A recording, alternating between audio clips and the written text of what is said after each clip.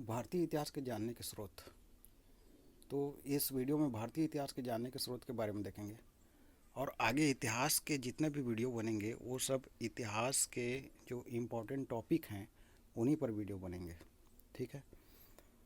और अभी तक जिन जिन टॉपिक से ज़्यादा प्रश्न पूछे जाते हैं एग्ज़ाम में उन्हीं टॉपिक को लेकर के वीडियो बनाऊंगा मैं। ठीक है। तो सबसे पहले देखते हैं भारतीय इतिहास के जानने के स्रोत में। इतिहास के जानने के दो प्रमुख स्रोत होते हैं। एक जो भारतीय इतिहास के जानने के स्रोत में जो पहला स्रोत है वो एक साहित्यिक स्रोत है और दूसरा पुरातात्विक स्रोत है। कौन कौन स्रोत? एक साहित्यिक स्रोत है, ठीक है, और दूसरा क्या है? पुरातात्विक स्रोत है। तो साहित्यिक स्रोत में भी कई प्रकार के स्रोत हैं, जैसे कि आपका धार्मिक ग्रंथ हो गए, लौकिक साहित्य हो गए, है ना, और जो विदेशी यात्रियों के जो यात्रा वृत्तांत होते हैं वो हो गए। उसी प्रकार से पुरातात्विक स्रोत में आपका स्मारक हो गए, इमारतें, स्मारकें, ठीक है, उसके बाद अभिलेख हो गए। उसी प्रकार से जो सिक्के जो मिलते हैं वो हो गए। तो ये सब भारतीय इतिहास के जानने के स्रोत हैं। और इस प्रकार साहित्यिक स्रोत और पुरातात्विक स्रोत दो प्रकार से बांटा गया है। ठीक है। ओके, आगे बढ़ते हैं। इतिहास जानने का साहित्यिक स्रोत का मतलब क्या है? जैसे कि आपका ये श्री रामचरितमानस है। श्री रामचरितमानस जो है एक महाकाव्य है जो कि एक धार्मिक ग्रंथ है, और धार्मिक ग्रंथ जो है इतिहास जानने का साहित्यिक स्रोत में आता है। इस चीज़ को ध्यान में रखेंगे। जैसे कि वेद हो गए, इतिहास जानने के साहित्यिक स्रोत में जो धार्मिक ग्रंथ आते हैं, तो धार्मिक ग्रंथ में श्री रामचरितमानस हो गए। उसी प्रकार से चारों वेद हो गए, ऋग्वेद, सामवेद, यजुर्वेद, अथर्ववेद। उसी प्रकार से पुराण हो गए, ठीक है, जैसे विष्णु पुराण, ठीक है, मत्स्य पुराण आदि जितने भी पुराण होते हैं। तो ये सब इतिहास जानने के क्या है, साहित्यिक स्रोत के अंतर्गत, धार्मिक ग्रंथ के अंतर्गत आते हैं। इस चीज़ को ध्यान में रखेंगे। तो श्री रामचरितमानस, ठीक है, एक धार्मिक ग्रंथ है, साहित्यिक स्रोत है इतिहास जानने का। ओके। जैसे देख रहे हैं क्या, अभिज्ञान शकुंतलम। अभिज्ञान शकुंतलम जो है महाकवि कालिदास का रचना है। ठीक है। किसका रचना है? महाकवि कालिदास का। समझ में आ रहा है? बहुत इंपॉर्टेंट प्रश्न आता भी है कि अभिज्ञान शकुंतलम किसका कृति है, तो कालिदास का कृति है। ठीक है, इस चीज़ को याद रखेंगे। और ये लौकिक साहित्य है। क्या है? लौकिक साहित्य। ठीक है, लौकिक साहित्य के अंतर्गत आता है। और ये जो लौकिक साहित्य है, ये लौकिक साहित्य आपका साहित्यिक स्रोत में आता है। तो इतिहास जानने का ये भी एक क्या हो गया, साहित्यिक स्रोत। मतलब कि अभिज्ञान शाकुंतलम बुक के माध्यम से भी इतिहास को, भारतीय इतिहास को जाना जा सकता है। इस चीज़ को याद रखेंगे। तो ये एक साहित्यिक स्रोत हो गया, एक पॉइंट। दूसरा कि साहित्यिक स्रोत के अंतर्गत ये किस में आता है? लौकिक साहित्य में आता है। इस चीज़ को ध्यान में रखेंगे। तो अभिज्ञान शाकुंतलम क्या है? लौकिक साहित्य।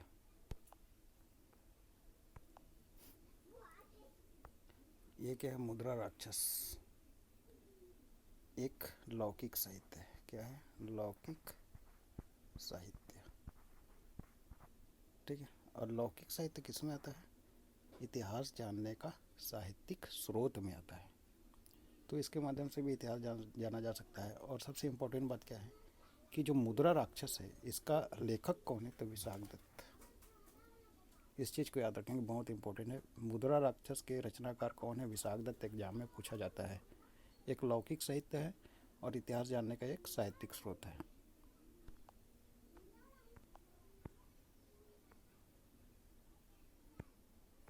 जैसे ये क्या है, चीनी यात्री फायान का यात्रा विवरण है। मतलब यात्रियों का यात्रा विवरण।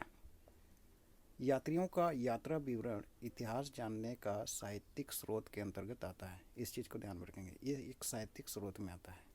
कौन? यात्रियों का यात्रा विवरण। जैसे ये फायान का यात्रा विवरण हो गया, उसी प्रकार से वेनसांग का यात्रा विवरण हो गया। तो ये सब इतिहास जानने के क्या होते हैं? साहित्यिक स्रोत के अंतर्गत आते हैं। इस चीज़ को ध्यान में रखेंगे। ठीक है।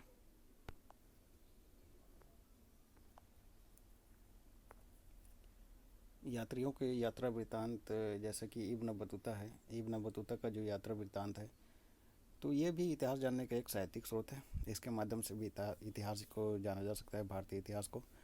और सबसे इम्पोर्टेंट बात है कि एक बार CGPS से पूछा जा चुका है प्री में कि इब्न बतूता कहाँ का यात्री था, मतलब कहाँ से आया था, भारत यात्रा किया था, कहाँ से किया था, कहाँ का रहने वाला था। ठीक है, तो इस प्रकार से प्रश्न पूछा था, तो इसका आंसर है इब्न बतूता जो है मोरक्को से आया था। कहाँ से आया था? मोरक्को से। इस चीज़ को याद रखेंगे, मोरक्को, सॉरी। ठीक है, तो इब्न बतूता कहाँ से आया था? मोरक्को से। इस चीज़ को याद है, एग्जाम में पूछा जा चुका है एक बार प्रश्न। तो इसके माध्यम से भी इतिहास को जाना जा सकता है। ठीक है,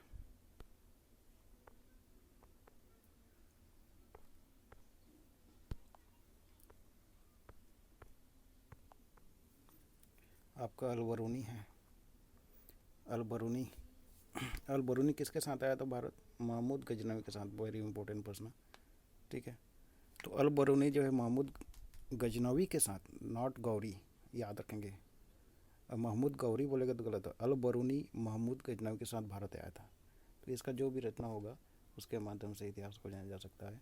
तो इतिहास जानने का एक साहित्यिक स्रोत ये भी होगा, किसके द्वारा? यात्रियों की यात्रा वृत्तांत के अंतर्गत आएगा। आप सब कोई जानते हैं वेन सांग को, जो कि एक चीनी यात्री था। इसका जो यात्रा वृत्तांत है उसको क्या बोलते हैं? CU की। और इसके माध्यम से भी इतिहास को जाना जा सकता है। ठीक है, तो यात्रियों को यात्रा वृत्तांत। तो ये भारतीय वास्तुकला, आपका जो भारतीय वास्तुकला है, ये भी इतिहास जानने का स्रोत है, जो कि एक पुरातात्विक स्रोत है। क्या है? पुरातात्विक स्रोत। ठीक है, तो ये इतिहास जानने का कौन सा स्रोत है? पुरातात्विक स्रोत है। आपका ताजमहल दिख रहा है ना, एक इमारत है, स्मारक है। पहले तो इमारत ही था, आज के डेट में स्मारक हो चुका है। ठीक है, तो इस चीज़ को ध्यान रखेंगे। तो भारतीय वास्तुकला एक पुरातात्विक स्रोत हो गया। तो पुरातात्विक स्रोत के अंतर्गत आपका इमारत आते हैं, स्मारक आते हैं, आपका अभिलेख आता है, आपका क्या बोलते हैं, सिक्के आता है। तो ये सब पुरातात्विक स्रोत के अंतर्गत आते हैं। तो ये इतिहास जानने का, आपका जो वास्तुकला, भारतीय वास्तुकला है, ये इतिहास जानने का क्या में आएगा? पुरातात्विक स्रोत में आएगा। आपके चित्रकला है, चित्रकला भी क्या है? इतिहास जानने का क्या है? पुरातात्विक स्रोत है। ठीक है, चित्रकला इतिहास जानने का क्या है? पुरातात्विक स्रोत। आपका अभिलेख, इतिहास जानने के क्या होते हैं? पुरातात्विक स्रोत होते हैं। अभिलेख के अंतर्गत आप देखते होगे, शिलालेख पढ़ोगे, स्तंभ लेख पढ़ोगे, गुहा लेख पढ़ोगे, ये सब पुरातात्विक स्रोत होते हैं। शिलालेख का मतलब क्या है? जो पत्थर में जो लेख रहता है उसको शिलालेख बोलते हैं। स्तंभ लेख का मतलब जो खंभा में जो लेख रहता है उसको स्तंभ लेख बोलते हैं। और गुहा लेख का मतलब क्या होगा? जो गुफाओं के अंदर जो लेख मिलते हैं उसको गुहा लेख बोलते हैं। ठीक है, समझ में आ गया? तो इस प्रकार से जो अभिलेख होते हैं, इसके अंतर्गत शिलालेख, स्तंभ लेख, गुहा लेख, ये सब आते हैं। और ये भी क्या है? पुरातात्विक स्रोत हैं।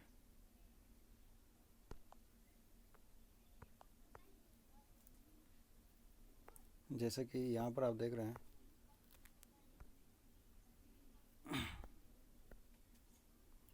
सारनाथ स्थित अशोक स्तंभ, ये क्या है? अशोक का स्तंभ है। ठीक है, सारनाथ में स्थित है अशोक स्तंभ। ये क्या है? ब्राह्मी लिपि में लिखा हुआ है। ठीक है ना, तो एक स्तंभ लेख हुआ, अभिलेख हुआ।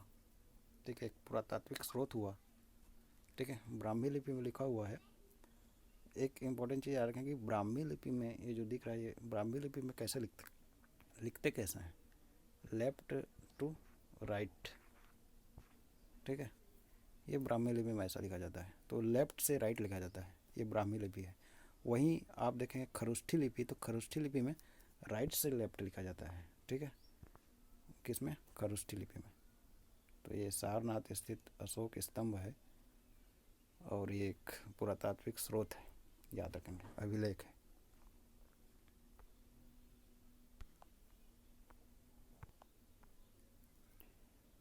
तो हम लोग इतिहास जानने के पुरातात्विक स्रोत में दो चीज़ देख चुके हैं, एक स्थापत्य कला देख चुके हैं और दूसरा अभिलेख देख चुके हैं। उनके माध्यम से इतिहास जाना जा सकता है। और ये सिक्के हैं, मुद्रा है, तो मुद्रा के माध्यम से भी इतिहास जाना जा सकता है। प्राचीन सिक्के हैं, ठीक है, दिख ही रहा होगा प्राचीन सिक्के, तो इनके माध्यम से भी इतिहास जाना जा सकता है। एक पुरातात्विक स्रोत है, ध्यान रखें। अब इतिहास जानने के स्रोत को थोड़ा अच्छा से पढ़ते हैं।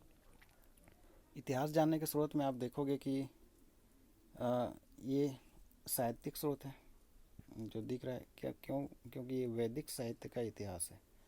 आप एक चीज़ देखें कि वैदिक साहित्य एक धार्मिक ग्रंथ होगा।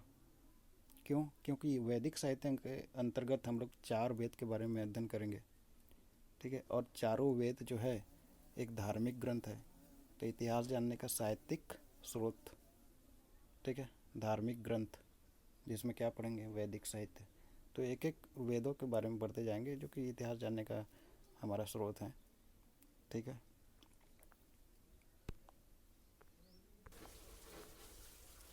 इसमें जो आप ऋषि में देख रहे हैं ये महर्षि कृष्णद्वैपायन का है। महर्षि कृष्णद्वैपायन है। तो महर्षि कृष्णद्वैपायन कौन है बोलने से, ये जो हमने वैदिक साहित्य में जो वेदों के संकलन करता, जो 4 वेद होते हैं, ऋग्वेद, सामवेद, यजुर्वेद, अथर्ववेद, इसके जो संकलन करता है वो महर्षि कृष्णद्वैपायन है, ठीक है। अच्छा, यहाँ पर यदि प्रश्न पूछे कि संकलन करता कौन है, चारों वेदों के संकलन करता कौन है, तो महर्षि कृष्णद्वैपायन है संकलन करता। ध्यान रखें, रचनाकार नहीं है, रचयिता नहीं है, संकलन करता है महर्षि कृष्णद्वैपायन। इनको महर्षि कृष्णद्वैपायन क्यों बोलते हैं? कि कृष्ण इसलिए बोलते हैं क्योंकि इनका रंग काला था। दूसरा, द्वैपायन इसलिए बोलते हैं क्योंकि इनका जन्म, ऐसा माना जाता है, इनका जन्म जो है यमुना नदी के आइसलैंड में हुआ था। आइसलैंड का मतलब हो गया ये द्वीप हो गया, क्या हो गया? द्वीप। तो द्वीप से बन गया द्वैपायन, ठीक है। और कृष्ण, इनका रंग काला था इसलिए क्या हो गया? कृष्ण हो गया, रंग काला होने के कारण। तो इनका नाम हुआ कृष्णद्वैपायन। और यही जो हैं व्यास मुनि हैं। व्यास मुनि और कृष्णद्वैपायन अलग ऋषि नहीं है, एक ही ऋषि है, ठीक है। आप अलग अलग मत समझिएगा। महाभारत में जो व्यास मुनि जो आपको देखेंगे वही हैं कृष्णद्वैपायन, ठीक है। तो महर्षि कृष्णद्वैपायन को व्यास कहा जाता है। एक्चुअल में व्यास जो होता है ये कोई भी मुनि हो सकता है, व्यास एक उपाधि होता है, ठीक है। व्यास इनको इसलिए बोलते थे क्योंकि ये कथावाचक थे। कथावाचक, जो कथावाचक ऋषि होते हैं उनको व्यास कहा जाता है। तो कृष्णद्वैपायन व्यास थे, ठीक है। और इन्होंने क्या किया है? चारों वेदों का संकलन किया है। इसलिए चारों वेदों के संकलन करता कौन? महर्षि कृष्णद्वैपायन।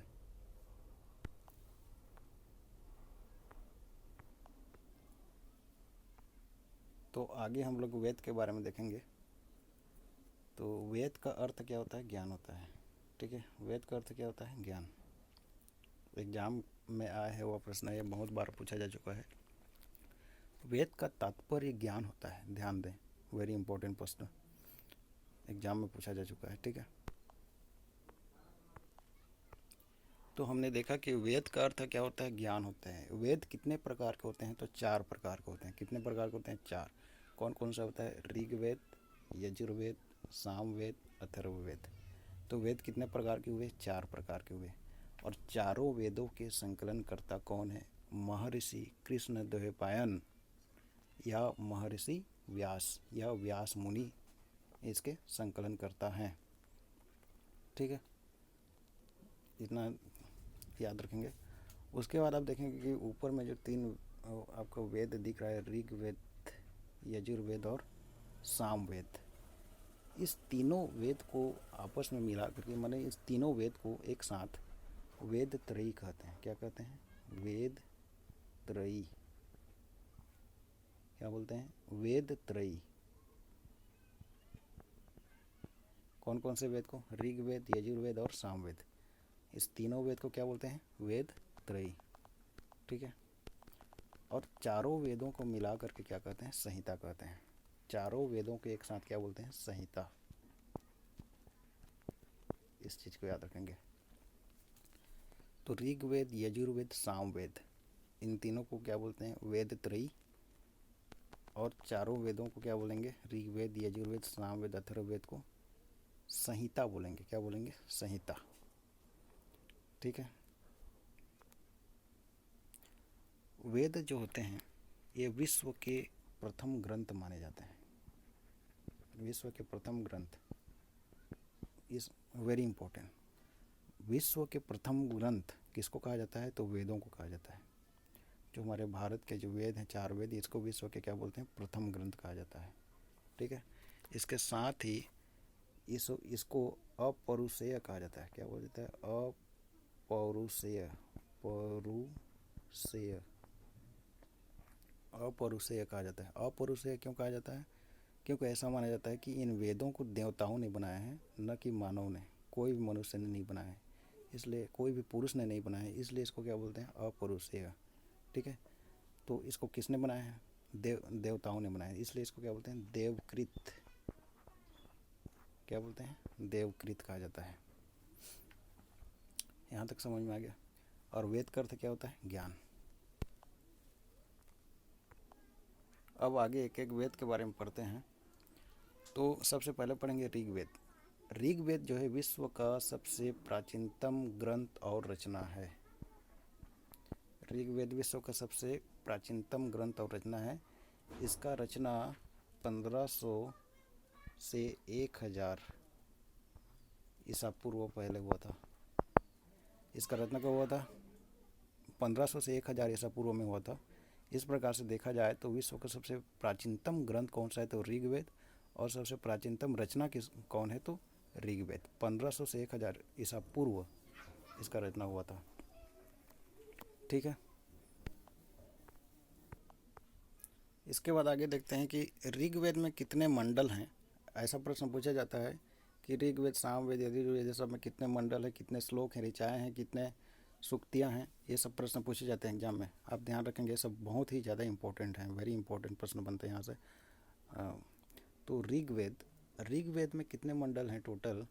तो ऋग्वेद में टोटल कितने मंडल हैं? 10। टोटल कितने मंडल हैं? 10। याद रखेंगे, 10 मंडल है। ठीक है। इसके साथ में 1028 कितना? 1028 सूक्तियाँ हैं। ठीक है। कितना सूक्तियाँ हैं? 1028। और 10,580 श्लोक हैं। कितना? 10,580 श्लोक। श्लोक को क्या बोलते हैं? ऋचा। तो 10,580 श्लोक हैं, 10 मंडल हैं और 1028 सूक्तियाँ हैं। इस चीज़ को ध्यान रखेंगे, वेरी इंपॉर्टेंट। 10 मंडल, 1028 सूक्तियाँ और 10,580 श्लोक यानी कि ऋचाएँ हैं। ठीक है। आगे देखते हैं। अब आगे देखते हैं। इसमें देखें कि ऋग्वेद में जो है इंद्रदेव के लिए 250 श्लोक हैं। कितना श्लोक है? 250 श्लोक। आप ये देख रहे हैं इंद्रदेव। ठीक है। तो इंद्रदेव के लिए कितना श्लोक है? 250। और अग्निदेव के लिए 200 श्लोक है। किसके लिए? अग्निदेव। तो इंद्रदेव के लिए 250 श्लोक की रचना किया गया है और अग्नि देवता के लिए 200 श्लोक की रचना किया गया है। Very very important question. ठीक है। तो हमने पढ़ा कि ऋग्वेद में जो है 10 मंडल है, 1028 माने कि 1028 सूक्त हैं और साथ में 10,580 श्लोक हैं, ऋचाएँ हैं। ठीक है। तो सूक्तों की संख्या कितना है? 1028, 1028 सूक्त हैं। तो 1028 सूक्त के जो प्रमुख रचयिता कहलाते हैं वे विश्वामित्र कहलाते हैं, साथ में गुरु वशिष्ठ कहलाते हैं और लोपामुद्रा कहलाता है। ठीक है। कौन कौन? गुरु वशिष्ठ, लोपामुद्रा और विश्वामित्र, ये जो हैं 1028 सूक्त के प्रमुख रचयिता कहलाते हैं। तो यहाँ पर जैसे कि विश्वामित्र हैं, तो विश्वामित्र ने, आप देखें कि तो जो विश्वामित्र हैं वो मंडल 3 के रचयिता हैं। कौन से मंडल के रचयिता हैं? तीसरे मंडल के रचयिता हैं। तीसरे मंडल के रचयिता कौन है? तो विश्वामित्र हैं। तीसरे मंडल के रचयिता कौन है, ये प्रश्न कई बार पूछा जा चुका है एग्जाम में। तीसरे मंडल के रचयिता कौन है? विश्वामित्र हैं। और इसी तीसरे मंडल में गायत्री मंत्र है, और गायत्री मंत्र के रचयिता भी विश्वामित्र ही हैं। गायत्री मंत्र जो है मंडल 3 में है। कौन से मंडल में? तीसरे मंडल में है, जिसके रचयिता कौन है? विश्वामित्र है। इस चीज़ को याद रखेंगे, बहुत ही इंपॉर्टेंट प्रश्न है। ठीक है, अब आप विश्वामित्र को तो जानते ही हैं, रामायण सीरियल में देखे ही होंगे विश्वामित्र को, जो कि भगवान श्री राम को जो है लेने आते हैं। किस चीज़ के लिए लेने आते हैं? कि इनके जो आश्रम है उसमें कुछ असुरों का बार बार परेशानी किया जाना, ठीक है, और उसके कारण विश्वामित्र जो है भगवान श्री राम को लेने आते हैं ताकि उनका असुरों का सामना हो सके, ठीक है, असुरों से छुटकारा मिल सके। तो ये है विश्वामित्र, आप देखे होंगे रामायण में, ठीक है। विश्वामित्र पहले जो है राजा हुआ करते थे, बाद में ये ब्रह्म ऋषि बने, ठीक है। बाद में जो ये ऋषि बने, पहले क्या थे? राजा हुआ करते थे। और इनका और गुरु वशिष्ठ का आपस में, गुरु वशिष्ठ को भी जानते हैं आप, गुरु वशिष्ठ ये हैं। गुरु वशिष्ठ जो हैं भगवान राम के आध्यात्मिक गुरु हैं, ठीक है, और कुल गुरु हैं। कुल गुरु थे दशरथ राजा के, समझ में आ रहा है? भगवान राम के भी कुल गुरु, ठीक है। और ये देखें, एक चीज़ देखें, और ऐसा बोला जाता है कि जो विश्वामित्र थे ये भगवान राम के क्या थे? प्रैक्टिकल गुरु थे। विश्वामित्र क्या थे? भगवान राम के प्रैक्टिकल गुरु थे, ऐसा माना जाता है, ठीक है। और जो हमारे जो गुरु वशिष्ठ थे ये थ्योरेटिकल गुरु थे भगवान राम के। थ्योरेटिकल प्रैक्टिकल का मतलब क्या हुआ? कि थ्योरेटिकल मतलब कि जितना भी वेद पुराण के बारे में जो ज्ञान है वो भगवान राम को यहीं से मिला था, गुरु वशिष्ठ से, ठीक है, समझ में आ रहा है? तो जितने भी थ्योरेटिकल नॉलेज थे वो भगवान राम को वशिष्ठ से मिला था, लेकिन उसका प्रैक्टिकल तो करवाए कौन? तो प्रैक्टिकल कौन करवाए? विश्वामित्र लेकर गए, असुरों का वध करवाए, ठीक है। इसलिए इनको क्या बोलते हैं? प्रैक्टिकल गुरु। और लोपामुद्रा कौन थी? तो लोपामुद्रा ऋषि अगस्त की पत्नी थी। मैंने बताया कि जो सूक्ति थे, जो ऋग्वेद में सूक्तियाँ हैं 1028 सूक्तियाँ, उसके प्रमुख रचयिता लोपामुद्रा, ठीक है, विश्वामित्र, गुरु वशिष्ठ यही हैं। तो लोपामुद्रा कौन थे? तो अगस्त ऋषि के पत्नी थी, ठीक है। अगस्त ऋषि को आप देखे होंगे रामायण में, जब भगवान श्री राम जो है वनवास जाते हैं तो वनवास के दौरान ही अगस्त ऋषि से उनका मुलाकात होता है, ठीक है। तो आप सीरियल में देख सकते हैं सब चीज़ें।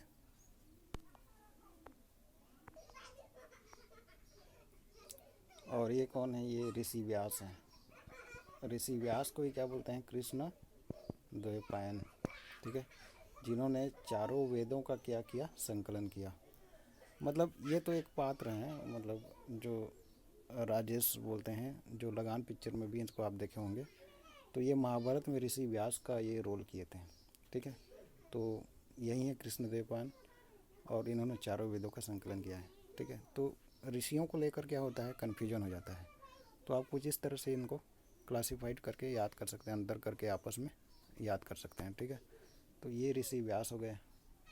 उसी प्रकार से आप देखें, जैसे कि ये कौन से ऋषि हो गए? ये आपका विश्वामित्र के बारे में बताया मैंने। कौन से ऋषि हो गए? विश्वामित्र, ठीक है।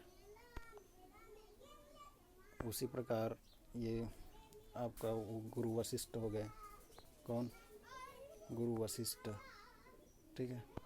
उसी प्रकार ये हो गए आपका व्यास, महर्षि कृष्ण देवपायन, ठीक है। और ये ऋषि अगस्त हो गए। ऋषि अगस्त जो है ऋषि अगस्त को मुलाकात करते हैं भगवान श्री राम जब वनवास में जाते हैं तब, ठीक है। यह है जिंदा अवस्था। जिंदा अवस्था क्या है बोलने से, देखिए जिंदा अवस्था जो है एक ईरानी ग्रंथ है। कौन सा ग्रंथ है? ईरानी ग्रंथ, या इसको बोल सकते हैं पारसी ग्रंथ है, ठीक है। तो जिंदा अवस्था एक पारसी ग्रंथ है। इसको इसलिए पढ़ रहे हैं क्योंकि यदि ऐसा प्रश्न पूछा गया कि ऋग्वेद का और कौन से अन्य ग्रंथ से समानता है, तो आपका आंसर क्या होगा? जिंदा अवस्था एक ईरानी एक पारसी ग्रंथ है, ठीक है। दोनों में समानता है किस आधार पर बोल रहे हैं कि क्यों बोल रहा है कि दोनों में समानता है? तो कुछ कुछ नेम जो है समान पाए गए हैं इसमें जिंदा अवस्था और ऋग्वेद में। जैसे कि देवी देवताओं के नाम हैं वे आपस में, माने देवी देवताओं के नाम जो है समान है दोनों में, ठीक है। इस प्रकार से इसको मतलब प्रश्न यदि पूछा गया कि ऋग्वेद की समानता कौन से ग्रंथ से है, तो जिंदा अवस्था आंसर है। देखिए ये बहुत ही इम्पोर्टेंट क्वेश्चन पूछा जाता है कि ऋग्वेद की जो प्रथम ऋचा है वो किसको समर्पित है, या प्रथम जो श्लोक है ऋग्वेद का वो किसको समर्पित है? तो इसका आंसर क्या होगा? अग्निदेव को समर्पित है। किसको समर्पित है? अग्निदेव। देखिए इसमें लिखा भी है, अग्नि मिले पुरोहितम यज्ञस्यम देव मृत्युंजनम होतारम रत्न धातु ममम, ठीक है। तो आग को जो है अग्निदेव को जो है इसके जो प्रथम ऋचा है वो समर्पित है। बहुत ही इंपॉर्टेंट प्रश्न बनता है, याद रखेंगे। ऋग्वेद का प्रथम श्लोक किसको या किसके लिए है? तो अग्निदेव के लिए। इसके बाद आगे देखते हैं जो ऋग्वेद का जो 7वां मंडल है। कौन सा मंडल? ऋग्वेद का जो 7वां मंडल है, इस 7वां मंडल में एक युद्ध का वर्णन है जिसका नाम क्या है? 10 राग युद्ध। क्या बोलते हैं? 10 राग युद्ध, ठीक है। 10 राग क्यों क्यों बोलते हैं? क्योंकि 10 राजाओं का एक राजा से युद्ध हुआ था, ठीक है। देखते हैं इसको। देखें, एक था भरत कबीला, ठीक है, और एक था पुरु कबीला, ठीक है। भरत कबीला का जो प्रमुख था वो था सुदास। भरत कबीला का प्रमुख कौन था? सुदास। और एक था पुरु कबीला, और पुरु कबीला का जो प्रमुख था उसको बोलते थे संवर्ण। संवरण, ठीक है ना। तो भरत कबीला का प्रमुख कौन था? सुदास। और पुरु कबीला का प्रमुख कौन था? संवरण, ठीक है। और इस दोनों कबीला के मध्य युद्ध हुआ था। भरत कबीला के जो गुरु थे वो गुरु वशिष्ठ थे। कौन थे? वशिष्ठ, ठीक है। एक बार अच्छे से देखते हैं। तो भरत कबीला के गुरु कौन थे बोला जाए? भरत कबीला के गुरु वशिष्ठ थे। इस चीज़ को ध्यान रखेंगे, वशिष्ठ। पूर्व कबीला के जो गुरु थे वो थे विश्वामित्र। पहले ये जान लें कौन सा कबीला में कौन थे। तो गुरु वशिष्ठ थे भरत कबीला में, और पूर्व कबीला में विश्वामित्र थे, ठीक है। साथ में पूर्व कबीला में 10 राजाओं का समूह था। पूर्व कबीला क्या है? जो पूर्व कबीला का प्रमुख कौन था? तो उसका प्रमुख संवर्ण था, अभी बताया संवर्ण। लेकिन इस पूर्व कबीला में और 10 राजा थे, संवर्ण को मिला करके 10 राजा। तो इस प्रकार से 10 राजाओं का जो समूह था वो पूर्व कबीला में था। और भरत कबीला का जो प्रमुख था वो कौन था? सुदास। तो इनके बीच में क्या हुआ था? युद्ध हुआ था। इसको बोलते हैं 10 राग युद्ध। और एक कौन से नदी के किनारे हुआ था? तो परुशड़ी नदी अर्थात की रावी नदी के किनारे हुआ था। कौन सी नदी के किनारे हुआ था? परुशड़ी अर्थात की रावी नदी के किनारे। ये सब चीज़ें जो एग्जाम में पूछा जाता है, very very very important question, ठीक है। तो ऋग्वेद के 7वां मंडल में कौन से युद्ध के बारे में वर्णन है? तो 10 राग युद्ध के बारे में वर्णन है, ठीक है। तो ये तो हमने देखा कि कौन सा कबीला में कौन था, लेकिन इसमें विजय किसको हासिल हुआ था? जीता कौन था? तो ये भरत कबीला जो है जीते थे, ठीक है। वशिष्ठ जीते थे, या बोल सकते हैं आप सुदास जीते थे, ठीक है ना। तो 2 कबीला था, भरत और पुरु। और इनके बीच में क्या हुआ था? 10 राग युद्ध हुआ था। ऋग्वेद के 7वां मंडल में इसका वर्णन है। बहुत ही इंपॉर्टेंट क्वेश्चन है। जो पुरु कबीला था तो इसमें ये 10 राजाओं का एक समूह था। इसमें आर्य अनार्य दोनों थे। यदि प्रश्न पूछ दिया तो आप ध्यान रखेंगे, आर्य अनार्य दोनों को शामिल किया गया था इसमें, ठीक है। एक इम्पोर्टेंट प्रश्न पूछा जाता है कि ऋग्वेद के अधिकांश भाग की रचना कहाँ पर हुआ है, तो इसका आंसर है सप्त सिंधु प्रदेश। कहाँ पर हुआ है? सप्त सिंधु प्रदेश। ऋग्वेद के अधिकांश भाग की रचना सप्त सिंधु प्रदेश में हुआ था। सप्त सिंधु प्रदेश किसको बोलते हैं? सिंधु नदी, इसके 5 सहायक नदी झेलम, चिनाब, रावी, व्यास, सतलज और इसके साथ में यहाँ पर सरस्वती नदी। ठीक है, तो सिंधु एक हुआ, ये 5 हुआ 6 और ये सरस्वती 7। तो इस प्रकार से सप्त सिंधु प्रदेश जो था यहाँ पर, इस सप्त सिंधु प्रदेश में ऋग्वेद का अधिकांश भाग का रचना हुआ है। ठीक है, सप्त सिंधु प्रदेश में। ऋग्वेद के बारे में कुछ और जानते हैं। ठीक है, जैसे कि ऋग्वेद की कितने शाखाएं हैं, तो ऋग्वेद की टोटल 5 शाखाएं हैं। कितने शाखाएं हैं? टोटल 5 शाखाएं। कौन कौन सी 5 शाखाएं हैं? देखिए, साकल एक, दूसरा वास्कल। ठीक है, साकल, वास्कल, अश्वलायन, ठीक है। उसके बाद सारवायन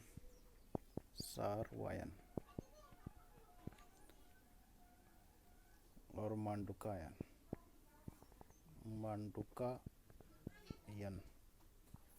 तो इस प्रकार से 5 शाखा है: साकल, वास्कल, अश्वलायन, सारवायन, मांडुकायन। तो ये 5 शाखा है ऋग्वेद की, जिसमें से 2 मान्य शाखाएं। कौन कौन सा? साकल और मांडुकायन, साकल और वास्कल। साकल और वास्कल ये मान्य शाखाएं। यदि ऐसा प्रश्न पूछा कि ऋग्वेद की मान्य शाखाएं कौन कौन सा है, तो साकल और वास्कल। और ऋग्वेद की कुल कितने शाखाएं? तो 5: साकल, वास्कल, अश्वलायन, सारवायन और मांडुकायन। ठीक है, अब जानते हैं कि अभी हमने पढ़ा कि ऋग्वेद में कितने मंडल हैं, तो 10 मंडल हैं। ऋग्वेद में कितने मंडल हैं? 10 मंडल। तो इसके जो पहला मंडल है और जो 10वां मंडल है, इसको नवीन मंडल बोला जाता है। क्या बोला जाता है? नवीन। ठीक है, मतलब नए मंडल बोला जाता है। किसको किसको? पहला और 10वां को क्या बोलते हैं? नवीन मंडल बोला जाता है। और जो दूसरा मंडल है, दूसरा और जो 7वां मंडल है, दूसरा और 7वां को क्या बोला जाता है? प्राचीन बोला जाता है। प्राचीन मंडल बोला जाता है। इस चीज़ को याद रखेंगे। तो नवीन मंडल कौन सा है? पहला 10वां। पहला 10वां को नवीन मंडल बोला जाता है और दूसरा और 7वां, इसको क्या बोला जाता है? प्राचीन। एग्जाम में आता है ऐसा प्रश्न, याद रखेंगे। तो पहला और 10वां को नवीन बोला जाता है, दूसरा 7वां को प्राचीन बोला जाता है। ध्यान रखें। और इस 9वें मंडल में सोमदेव का उल्लेख है। 9वें मंडल में किसका उल्लेख है? इस 9वें मंडल में सोमदेव का उल्लेख है। किसका? सोमदेव। Very important. सोमदेव का उल्लेख कौन सा मंडल में है? ऋग्वेद के 9वें मंडल में है। ऋग्वेद के बारे में कुछ और जानकारी, जैसे कि ऋग्वेद को जो पढ़ता है उसको क्या बोलते हैं? तो ऋग्वेद को जो पढ़ता है उसको बोलते हैं होता। ऋग्वेद पढ़ने वाले को होता कहा जाता है। तो ऋग्वेद को पढ़ने वाले को क्या कहा जाता है? क्या कहा जाता है? होता। वेरी इंपॉर्टेंट, एग्जाम में कई बार पूछा है। उसी प्रकार से यजुर्वेद, सामवेद, अथर्ववेद को पढ़ने वाले क्या कहा जाता है? ये भी प्रश्न बनता है। तो सबसे पहले तो याद रखें, ऋग्वेद पढ़ने वाले को कहा जाता है होता। ठीक है, और ऋग्वेद में आर्यों के राजनीतिक, ठीक है, ऋग्वेद में आर्यों के राजनीतिक और सांस्कृतिक जीवन के बारे में जानकारी प्राप्त होती है। किसके? आर्यों के। ऋग्वेद में आर्यों के राजनीतिक और सांस्कृतिक जीवन के बारे में जानकारी प्राप्त होता है। ठीक है, इसके साथ में ऋग्वेद में धर्म का आधार प्रकृति पूजा को बताया गया है। ऋग्वेद में धर्म का आधार प्रकृति पूजा को बताया गया है। Point to be noted, very important. ठीक है, ओके। तो इस प्रकार से हमने ऋग्वेद के बारे में पढ़ा और उसी प्रकार से आगे पढ़ते हैं सामवेद के बारे में। ठीक है, देखिए सामवेद में आप यहाँ पर देख ही रहे हैं कि सामवेद में देखें कि यहाँ तबला दिख रहा है, हारमोनियम दिख रहा है, इस प्रकार से टिमकी वगैरह बहुत सारे वाद्य यंत्र दिख रहे हैं। ठीक है, तो सामवेद जो है मुख्यतः संगीत से संबंधित है, अर्थात कि सामवेद संगीत के बारे में जानकारी देता है। सामवेद से संगीत से संबंधित जानकारी प्राप्त होती है।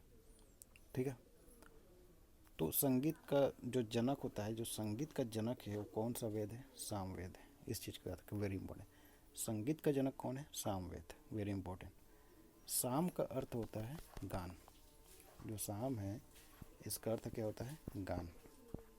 ठीक है, शाम का अर्थ गान होता है। शाम का अर्थ में ये नहीं होता कि 4-5 बजने वाला जो शाम होता है वो नहीं होता है। ठीक है, तो इस चीज़ ध्यान रखें, शाम का मतलब क्या होता है? गान होता है। ठीक है, और साम वेद को जो पढ़ता है या साम वेद का जो वाचन करता है उसको बोलते हैं उद्गाता। क्या बोलते हैं? उद्गाता। और साम वेद को जो पढ़ता है उसको क्या बोलते हैं? उद्गाता बोलते हैं। Very important. ऋग्वेद के पढ़ने वाले को होता बोलते हैं, उसी प्रकार से सामवेद के पढ़ने वाले को बोलते हैं उद्गाता। और साम का अर्थ क्या होता है? गान। तो इस प्रकार से सामवेद है। तो अब इसमें देख ही रहे हैं कि सामवेद में टोटल 1875 मंत्र हैं। कितने मंत्र हैं? 1875। सामवेद में टोटल 1875 मंत्र हैं। यहाँ पर 1824 दिया है लेकिन ये थोड़ा सा मिस्टेक है, 1875 मंत्र हैं। और इस 1875 मंत्र में सामवेद का मात्र 75 मंत्र हैं। बाकी जितना भी मंत्र है सब ऋग्वेद से लिए गए हैं। मतलब सामवेद का जो मूल मंत्र है वो कितना है बोलेगा तो 75 मंत्र। ये मूल रूप से सामवेद का 75 मंत्र ही मूल रूप से मंत्र हैं। बाकी जितने भी मंत्र हैं सब ऋग्वेद से लिए गए हैं। इस चीज़ को ध्यान में रखेंगे, समझ में आ गया? जितने भी केवल 75 ऋचाएँ जो हैं सामवेद का है। सामवेद का मुख्य रूप से 3 शाखाएँ हैं। ठीक है, 75 ऋचाएँ हैं और कुल मिला के सामवेद में 1875 ऋचाएँ हैं, मंत्र हैं। लेकिन इसमें 75 ही मात्र सामवेद का है, बाकी जो मंत्र हैं वो सब ऋग्वेद से लिए गए हैं। तो जैसा कि हमने देखा कि ज़्यादातर मतलब मंत्र जो हैं वो सब ऋग्वेद से लिए गए हैं। तो ऋग्वेद में जिन देवी देवताओं का उल्लेख होगा उन्हीं में सामवेद का होगा। जैसे कि ऋग्वेद में आप देखें कि तीसरे मंडल में आपका 3rd मंडल में गायत्री का उल्लेख है। ठीक है, आपका इंद्र के लिए 250 मंत्र दिए गए हैं, अगर अग्नि के लिए 200 मंत्र दिए गए हैं। ठीक है, सविता मतलब कि गायत्री जो है तीसरे मंडल में उल्लेख है ऋग्वेद में। तो ऋग्वेद में इनके बारे में उल्लेख है, तो जाहिर सी बात है वहाँ से जो मंत्र लिए गए हैं वो सामवेद में लिए गए हैं, तो सामवेद में भी इन्हीं का उल्लेख होगा। तो आपके यदि प्रश्न पूछा कि सामवेद में कौन से देवताओं का उल्लेख है, तो सविता, अग्नि, इंद्र का उल्लेख है। ठीक है, यहाँ तक समझ में आ गया? और सामवेद में जितने भी मंत्र दिए गए हैं सबको देवताओं की स्तुति के समय गाया जाता है। इस चीज़ को ध्यान रखेंगे। ठीक,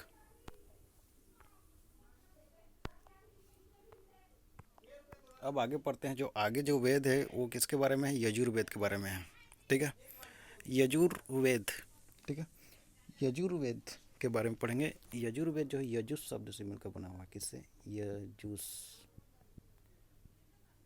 और यजुस का मतलब होता है यज्ञ। यजुस का मतलब क्या होता है? यज्ञ। अर्थात कि यजुर्वेद से हमें यज्ञ और कर्म कांड के बारे में जानकारी प्राप्त होगी। ठीक है, यदि इसका अध्ययन करेंगे तो यज्ञ और कर्म कांडों के बारे में जानकारी प्राप्त होती है। और इसमें आर्यों के धार्मिक और सामाजिक जीवन के बारे में जानकारी प्राप्त होती है। इस चीज़ को ध्यान में रखेंगे क्योंकि हमने ऋग्वेद में पढ़ा था कि आर्यों के राजनीतिक और सांस्कृतिक जीवन के बारे में जानकारी प्राप्त होती है, और यजुर्वेद से आर्यों के धार्मिक और सामाजिक जीवन के बारे में जानकारी प्राप्त होती है। ऐसा सवाल बन सकता है कि आर्यों के धार्मिक और सामाजिक जीवन, आर्यों के राजनीतिक और सांस्कृतिक जीवन। राजनीतिक सांस्कृतिक बोलेगा तो ऋग्वेद, और धार्मिक और सामाजिक बोलेगा तो यजुर्वेद। तो यजुर्वेद से जानकारी प्राप्त होती है सब। ठीक है, यजुर्वेद के जो गाता है, जो पढ़ने वाले हैं यजुर्वेद को, उसको क्या बोलते हैं? अधूर्य बोलते हैं। क्या बोलते हैं? अधूर्य। ठीक है। तो यजुर्वेद को गाने वाले या पढ़ने वाले को क्या कहा जाता है? अधूर्य या वाचनकर्ता। यजुर्वेद के वाचनकर्ता को बोला जाता है अधूर्य कहा जाता है। ठीक है। एक बहुत ही इंपॉर्टेंट प्रश्न पूछा जा सकता है यजुर्वेद से कि यजुर्वेद जो है पद्य और गद्य वाला वेद है। पद्य व गद्य वाला वेद है, मतलब पहले पद्यांश लिखा होगा और उसके बाद उसका एक्सप्लेनेशन होगा गद्यांश के रूप में। ठीक है। तो पद्य और गद्य वाला वेद कौन सा है? तो कौन सा है? यजुर्वेद। Very important. अब देखते हैं अथर्ववेद। नेक्स्ट जो वेद है वो हमारा लास्ट वेद है, चौथा वेद है अथर्ववेद। यह सबसे नवीन वेद है। पहला इंपॉर्टेंट पॉइंट, सबसे नवीन वेद कौन सा है? अथर्ववेद। देखो अथर्ववेद का जो रचनाकार हैं, एक तो अथर्वण है,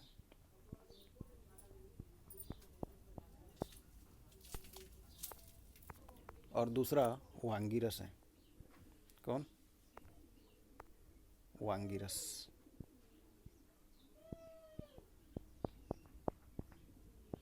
ठीक है। तो दो, अथर्वण और वांगिरस, इसके द्वारा अथर्ववेद की रचना किया गया है। तो इस आधार पर आप अथर्ववेद को अथवांगिरस वेद भी कहते हैं, या अथवांगिरस वेद कहा जा सकता है। अथवांगिरस। ठीक है। तो अथर्ववेद को कौन सा वेद कहा जा सकता है? अथवांगिरस वेद, क्योंकि अथर्वण और वांगिरस इन दोनों के द्वारा इस वेद को निर्माण किया गया। इसके रचिता कौन है यदि पूछ दिया तो अथर्वण और वांगिरस, तो इसलिए इसको क्या बोलते हैं? अथवांगिरस वेद के नाम से जाना जाता है। अथर्ववेद से हमें औषधियों के प्रयोग के बारे में जानकारी प्राप्त होती है, जादू टोना के बारे में जानकारी प्राप्त होती है, जैसा कि चित्र में भी लग रहा है ऐसा जादू टोना के बारे में जानकारी प्राप्त होती है। चित्र को देखने से भी पता चल रहा है ऐसा ही। ठीक है, समझ में आ रहा है। और औषधियों के प्रयोग के बारे में जानकारी प्राप्त होती है। ब्रह्म ज्ञान की जानकारी प्राप्त होती है। किसका जानकारी प्राप्त होती है? ब्रह्म ज्ञान। और इसको गाने वाले को बोलते हैं ब्रह्मा, या इसके पुरोहित को क्या कहा जाता है? अथर्ववेद के पुरोहित को क्या कहा जाता है?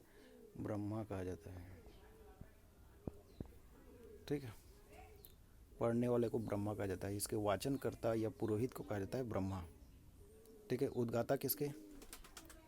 होता किसके? ऋग्वेद। उद्गाता किसके? सामवेद। ठीक है। और यजुर्वेद का अधूर्य, और ब्रह्मा किसका? अथर्ववेद का। इस चीज़ को ध्यान में रखेंगे। तो अथर्ववेद क्या है? सबसे नवीन वेद है। बहुत इंपॉर्टेंट। सबसे नवीन वेद कौन सा है? अथर्ववेद। ठीक है। इसके साथ से मैंने एक चीज़ और बताया कि अथर्ववेद के रचनाकार कौन है? वांगिरस और अथर्वण। अथर्वण और वांगिरस। तो अथर्वण और वांगिरस ये अथर्ववेद के रचनाकार हैं। और ये दोनों क्या थे? अनार्य थे। क्या थे? अनार्य। तो इस प्रकार से अथर्ववेद के रचयिता अनार्य थे। यदि प्रश्न पूछा कि कौन से वेद के रचयिता अनार्य थे, तो अथर्ववेद के रचयिता अनार्य थे। इस चीज़ को याद रखें। अथर्ववेद में 20 मंडल है, या 20 कांड बोलते हैं इसको। ठीक है।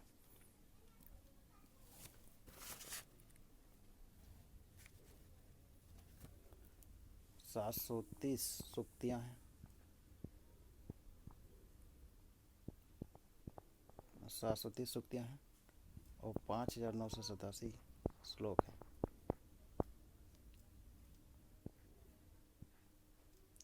20 कांड या 20 मंडल है, 730 सूक्तियाँ हैं, 5987 श्लोक हैं। ठीक है।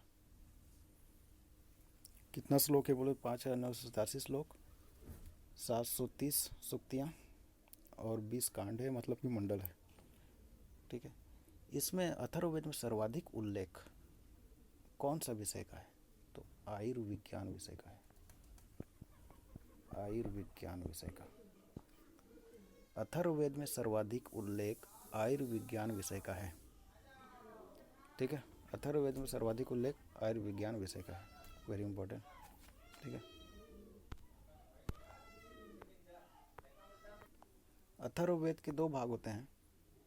कितने भाग होते हैं? 2 भाग होते हैं। एक को बोलते हैं पिपलाद, पिपलाद, और दूसरे को बोलते हैं शौनक। तो इसके 2 भाग होते हैं, ये न है शौनक, ठीक है। तो पिपलाद और शौनक, अथर्ववेद के 2 भाग होते हैं, पिपलाद और शौनक, ठीक है। इसमें सभा और समिति को प्रजापति की 2 पुत्रियां कहा गया है। सभा और समिति, सभा और समिति, सभा और समिति को प्रजापति की 2 पुत्रियां कहा गया है, ठीक है। किसको इसको कहा गया है? सभा और समिति को 2 पुत्रियां कहा है प्रजापति की। तो इस प्रकार से अथर्ववेद है, ठीक है। यदि ऐसा प्रश्न पूछा कि सभा और समिति को प्रजापति की 2 पुत्रियां कौन से वेद में कहा गया है, तो आपका आंसर होगा अथर्ववेद में, ठीक है। अथर्ववेद को क्या कहा जाता है, ठीक है, क्या कहा जाता है अथर्ववेद को? अथर्ववेद को कहा जाता है, ठीक है ना। तो ये सब के बारे में हमने पढ़ लिया। The Veda of magical formula, Atharvaveda, ठीक है।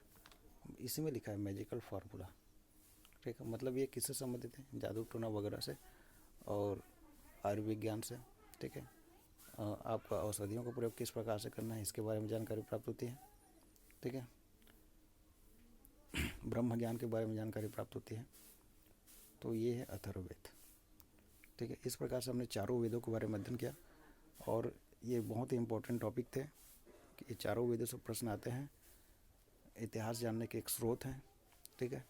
कौन सा स्रोत है? साहित्यिक स्रोत है, धार्मिक ग्रंथ है, जो कि इतिहास जानने का एक साहित्यिक स्रोत है।